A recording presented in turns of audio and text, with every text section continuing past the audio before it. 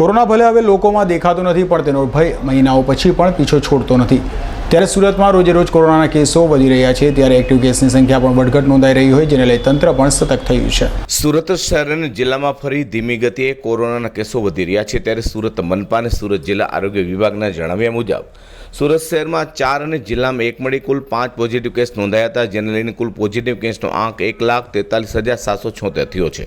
તો કોરોનાથી સુરત શહેર અને જિલ્લામાં એકનું પણ મોત ન થતાં કુલ મૃત્યુઆંક 115 યથાવત છે। સુરત શહેરમાં 4 અને જિલ્લામાં એક પણ દર્દી સાજો ન થતાં કુલ 4 દર્દી કોરોના માત આપી સાજા થઈ ઘરે પહોંચ્યા છે, જેને પગલે કોરોનાની માત આપનાર દર્દીઓની સંખ્યા 1,41,578 થઈ છે। હાલ શહેર અને જિલ્લામાં કુલ એક્ટિવ કેસની સંખ્યા 83 છે, જેમાં સુરત સિટીમાં 1,11,623 કોરોના પોઝિટિવ કેસમાં 129ના મોત થવા પામ્યા છે, જ્યારે સુરત જિલ્લામાં કુલ 32,153 કોરોના પોઝિટિવ કેસમાં 486ના મોત થયા છે। સુરત શહેરમાંથી 1,09,922 અને સુરત જિલ્લામાં 31,658 દર્દી કોરોના માતે સાજા થઈ ઘરે પહોંચ્યા છે। Azhar Qureshi, T20 news.